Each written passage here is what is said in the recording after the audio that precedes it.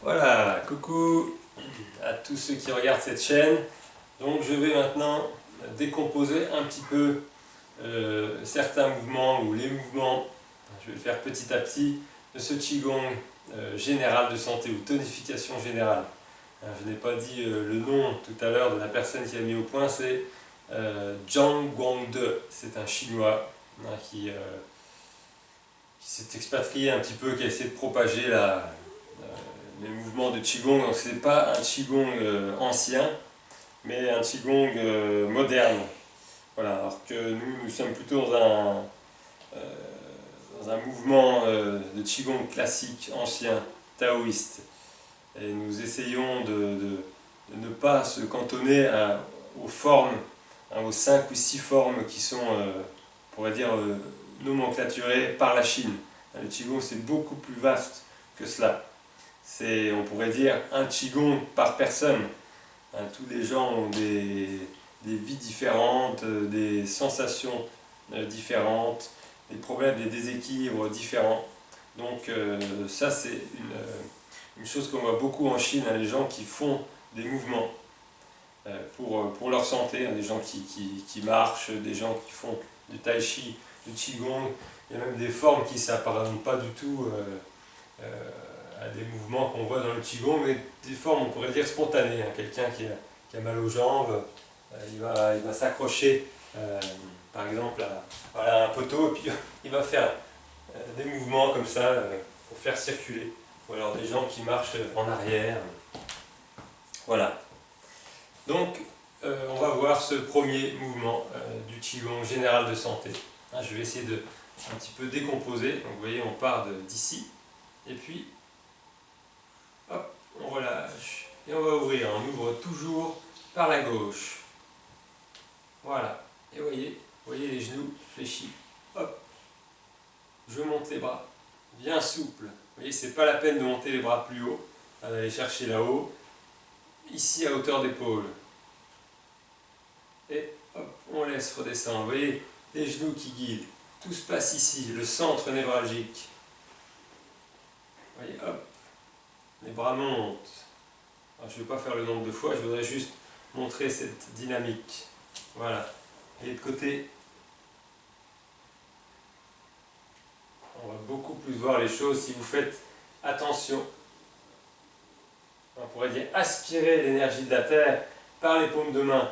Et là, au gong, un point du méridien du ministre du cœur. On entend souvent parler aussi de maître-cœur. Mais le cœur n'a pas de maître, c'est lui le maître, c'est lui l'empereur. Donc, ministre du cœur est un terme plus approprié. Vous voyez le mouvement? C'est pas la peine non plus de descendre les bras jusqu'ici. Après, il y a beaucoup de variantes dans ce Qigong-là. Les gens l'ont torturé, l'ont fait un petit peu à leur sauce. Donc, voilà les bonnes conditions de base pour le pratiquer. Vous pouvez regarder ce mouvement. Vous voyez, encore une fois, je répète. Hop, premier mouvement. Alors ce premier mouvement, je n'ai pas dit le nom, il s'appelle régulariser la respiration. Vous voyez, hop. Donc en fait, on travaille, vous voyez, la hauteur des mains, des bras, d'ici à ici à peu près. Les poumons. Régulariser la respiration. Respiration, poumon et le cœur. On peut entendre parler de nos jours de la cohérence cardiaque. La cohérence entre les poumons et le cœur, la respiration et les battements du cœur. On pourrait dire que ce mouvement peut servir à ça. Et en même temps, ici, je disais Lao Gong, le ministre du cœur, ce point ici. Si vous fermez les mains, il y a plusieurs localisations, on ne va pas trop rentrer dans les détails, on peut dire que c'est au milieu de la main. Localisation moderne. Aspirer, comme si vous aspiriez l'énergie de la terre, et ensuite recracher l'énergie de la terre. Apaiser le cœur par le ministre du cœur. Ministre du cœur, chez nous, on pourrait dire le péricarde, autour du cœur, la protection du cœur. Alors, c'est pas seulement l'organe, mais c'est toute la psychologie qui va autour de ça. Voilà. Et je remonte encore une fois. Il y a beaucoup de choses à dire sur chaque mouvement de Qigong. Au niveau de la respiration, c'est naturel. J'inspire, j'expire. Vous voyez, il faut éviter de faire, je vais montrer ce qu'il ne faudrait pas faire, vous voyez, juste un mouvement de bras, un mouvement mécanique. Tout le corps, les taoïstes disaient, un muscle bouge, c'est tout le corps qui bouge. Vous voyez, hop. Regardez bien les genoux. Voilà, je pense que c'est assez. De toute façon, il faut pratiquer, pratiquer, pratiquer. Il n'y a que ça. Rester dans les livres, on reste là-haut. Donc il y a une déconnexion avec le corps. Il faut pratiquer, il faut mettre en mouvement, sentir les choses.